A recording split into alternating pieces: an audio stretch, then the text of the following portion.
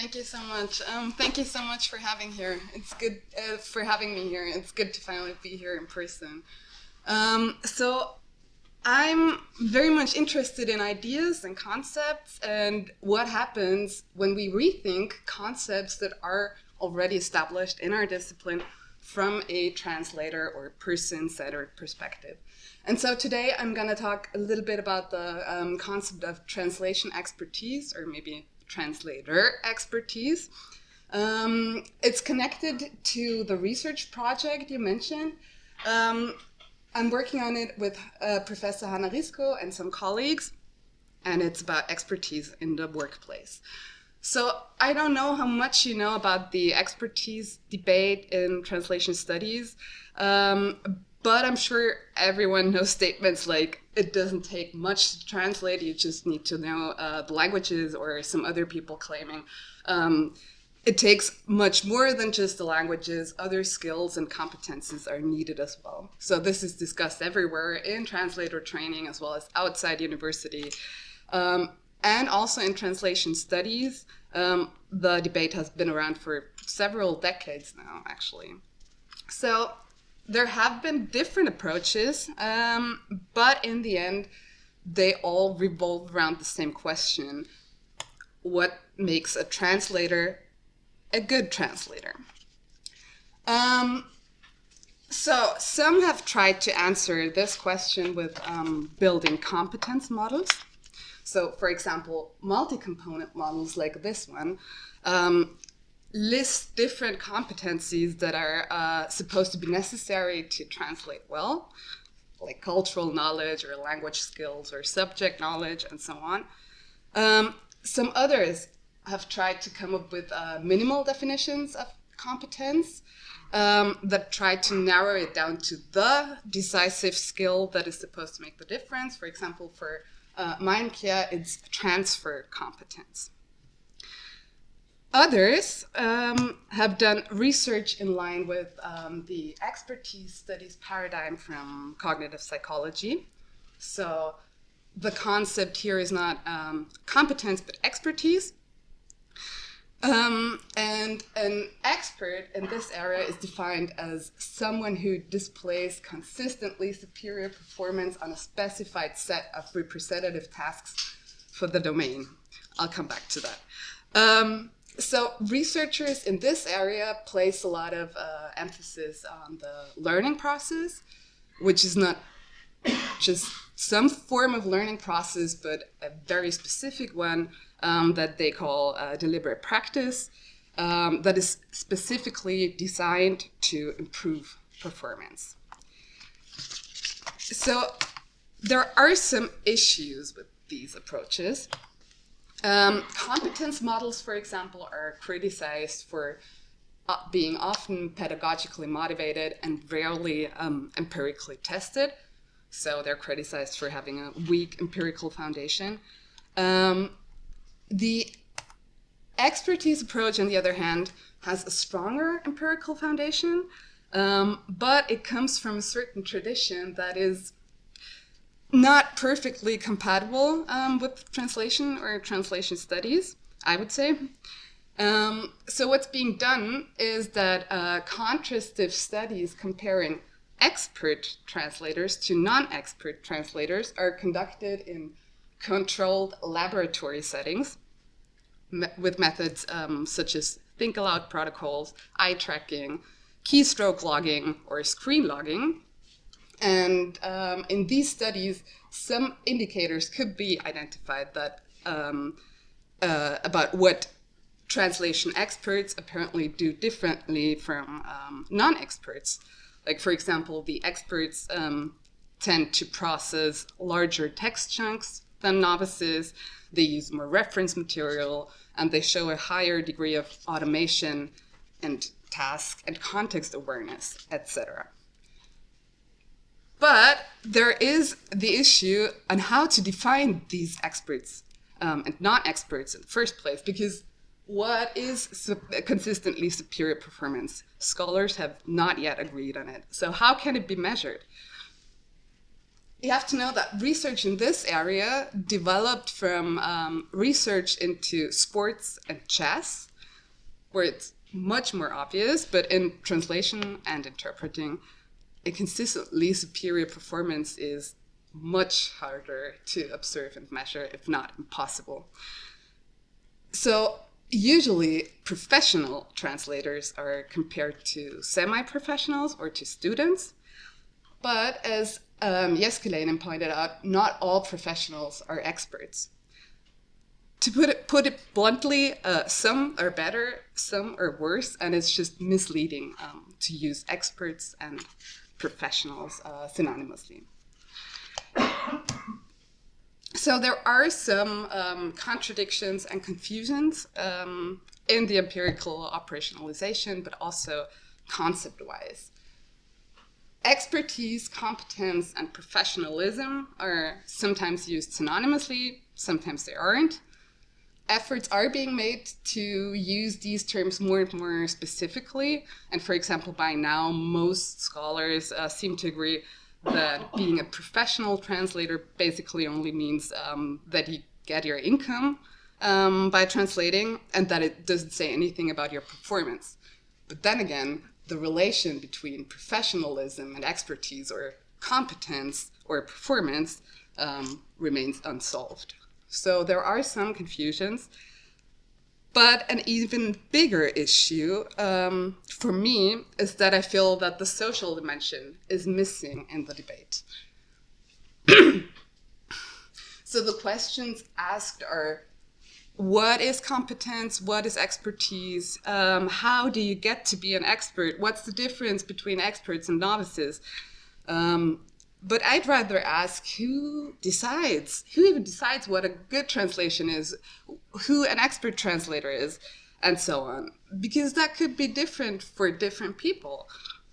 Why do we even care? Isn't it all just construction? Yeah. Luckily, there are some, very few, scholars who think so too. For example, Pim criticized the expertise discourse as early as in 1996, and he wrote about boomerang expertise. So he argues that the expertise discourse is strongly ideological and that it serves for self-legitimization of professionals and scholars alike. So he says it's essentially self-referential and comes back like a boomerang. A substantiated version of this critique is the concept of boundary work, which stems from the sociology of science. And it describes the identity formation processes and boundary drawing processes that are linked to the expertise discourse.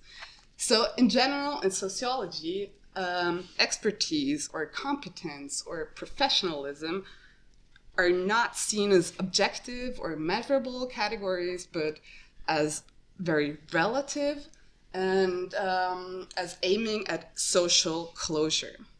So basically separating experts from non-experts or lay people or novices or students serves as a discourse of occupational control, and it establishes professional identities. So this binary distinction is not only done by experts, but also by non-experts and by academia.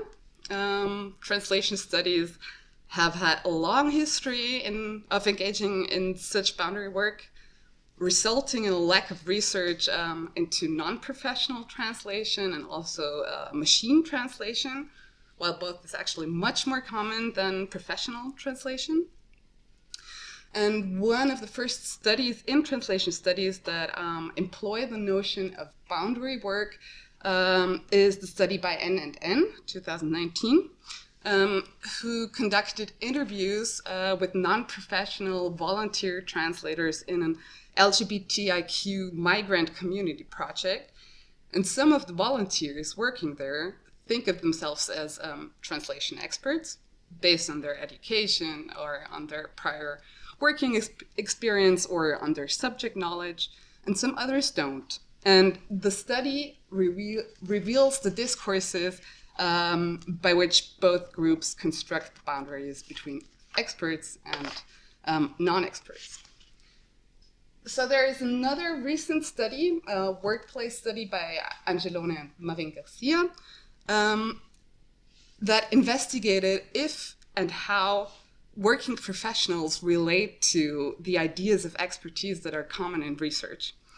And they found that the perspective of the working professionals is very, very different from the academic one, because they don't care too much about indicators like automation or a specific translation strategy, but quantity or productivity is often more important than quality to them, and they emphasize the importance of timeliness, dialogue, interaction. So to me, this sounds like it's got a lot to do with the people. So my most important conclusions for a person-centered perspective on expertise include, first, a focus shift from products and processes to people, and not only to people, but to people in their contexts. This implies, on a theoretical level, to take a sociological stance and to see expertise as, first and foremost, as socially constructed and as essentially about identity or status. This also means to focus on the functions and on the effects of the expertise discourse as boundary work, and which serves for occupation control. It also means to see it as a label that is discursively and socially constructed and deconstructed and ascribed or denied to certain people and practices. And it also means to regard it not as a static concept, but as something that is dynamically constructed in interaction. And it's not objective, it's not absolute, but always relative, depending on the people involved. So on a methodological level, this means to move from pedagogical and laboratory research out into the field. It means to use qualitative approaches, which also entails an awareness of subjectivity. It also means to move from ideal to real. I would say that the existing debates on translation expertise or competence deal more with ideal translators than with real ones, which makes the approach somewhat prescriptive. But as we know, one major and, in my opinion, very important development in translation studies is the move from ideal phenomena to real phenomena, and from prescriptive to descriptive approaches. And I think this is important here as well. So let's move away from talking about the ideal skills of ideal translators, and let's talk about real, living, bodily persons that are embedded in their social and material contexts.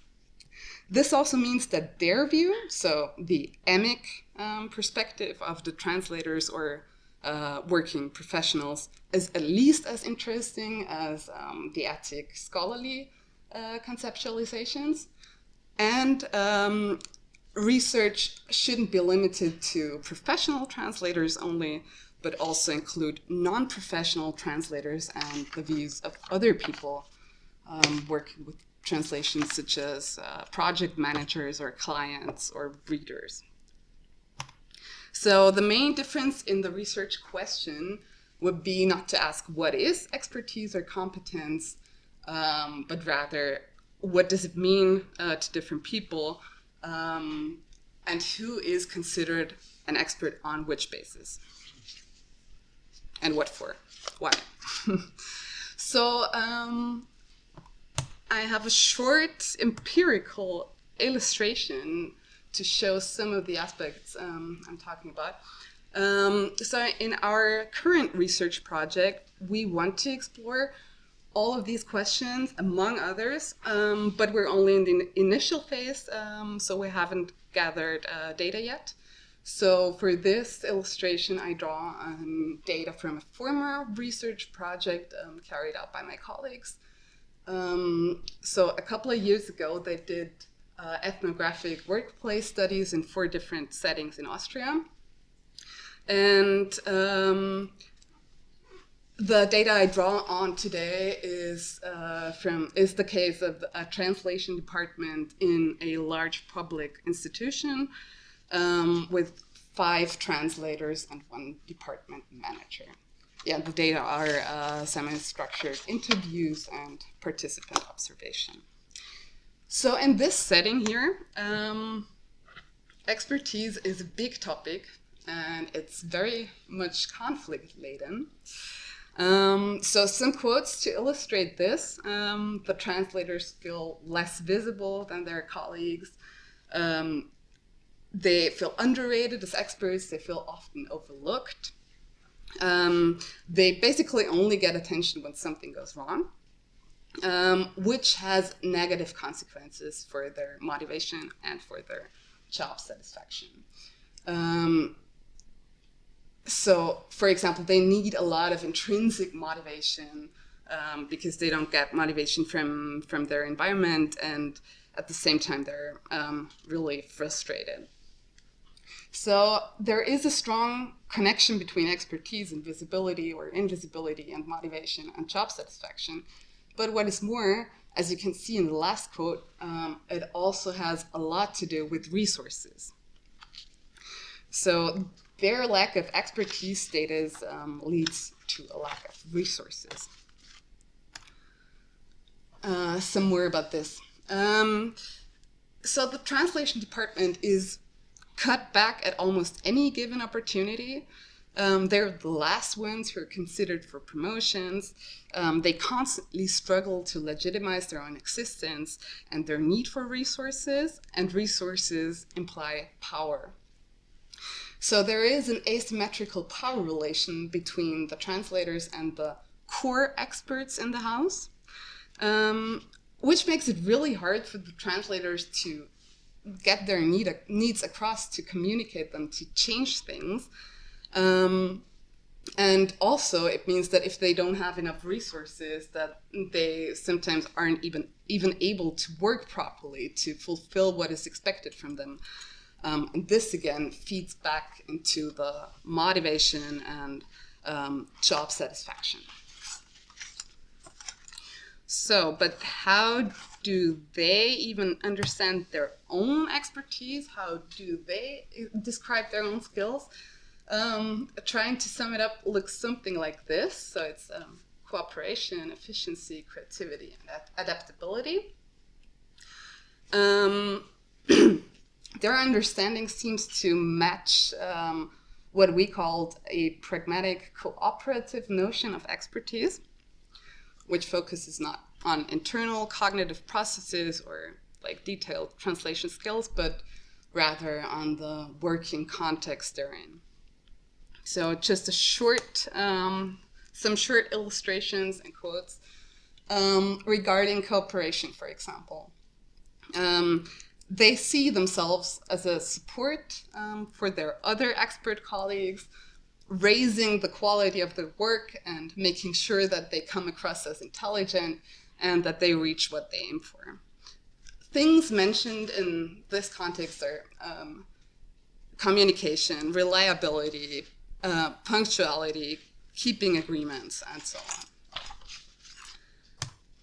Then they also emphasize creativity as very important. So as my colleagues here have shown, creativity can refer to many different levels, including macro processes like acting on their own initiative, even outside their core tasks. But it also relates to the work with the text. So as you can see here, they actually talk about translation skills in a more traditional sense, like being able to read between the lines and find creative solutions for translation problems. Okay, I'm gonna speed up a little, but it's the second last slide. So they do have high expectations regarding the quality of their work, That was still here. But also regarding the task and purpose orientation, which also implies that they have to work in a cost-effective and resource-saving way. So in the end, this often supersedes translation quality. Like, for example, one translator describes herself and her colleagues as obsessive puzzlers who like to deliver stuff in excellent quality, but have to accept that 80% is enough, and that they lower their standards to meet the deadline. So quantity is at least as important as quality, and it can even be considered unprofessional or annoying if you fixate too much on the quality if the situation requires something different.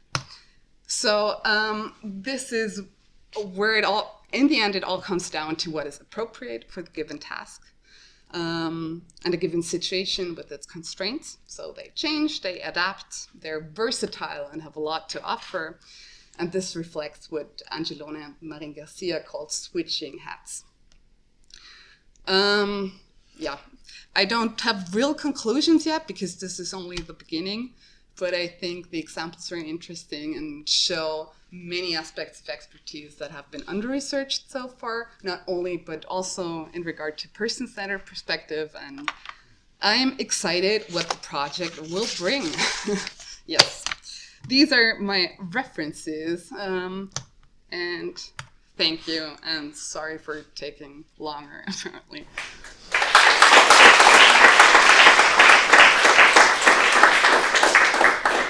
Thank you very much, Daniela. Now, does anyone have a question after that very interesting talk? Well, I have a question, if I may. I know from a completely unrelated field, which is the provision of legal services, that an expert, a person can call himself or herself an expert if they are in demand. In other words, it's a sort of market-driven concept. If you're busy and people want to hire you, you can call yourself an expert, which is rather circular in a way. I'm just wondering whether that concept or that notion of expertise has any relevance to your It sure has. research. I mean, I haven't heard of this specifically, but it sure does. Because I think in the end, it's all, or I don't know, maybe this is too pessimistic, but I think in the end, it's all about market dynamics. So we'll see, but I'll certainly try to think about that. And yeah, I think it does, and I think it is. It might be a little different in translation, or I don't know. But apparently, the expertise discourse in translation is not that successful. And I don't know, it might be different, or it seems to be different in other fields. So I don't know if I can say anything definite about that yet, but I'll certainly try to go into that. Any questions? Yes. Thank you for your presentation. I have less of a question and more of a comment. It just, the discourse around what makes a good translator seems to be intrinsically tied to what makes a good translation.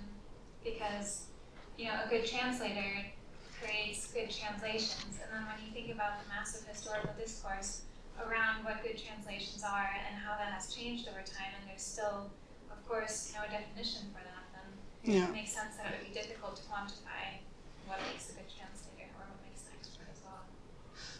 Well, I would kind of agree and disagree with what you said, because on the one hand, yes, of course it's connected to the translation and to translation quality, and I think this is one of the main problems that the traditional approaches have, because actually they all say, well, we need to figure out what translation quality is first. And how can you figure that out? I mean, it's like, it's impossible. So I think it is impossible this way to find out who actual experts are, because it isn't absolute. It is relative. And I think this is a reason why we should move away from the product and rather to the people. So I don't know if that makes sense with what you said, but Yeah, for sure. Especially because, I mean, it does seem impossible to define, and it's so context-based that Yeah. you can't Yeah. answer to it. yeah, it is.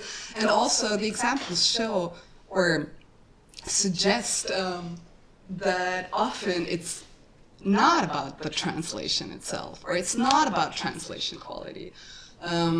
Because sometimes quantity is more important than quality, and 80% is better than 100% if it means that you finish in a shorter amount of time. So,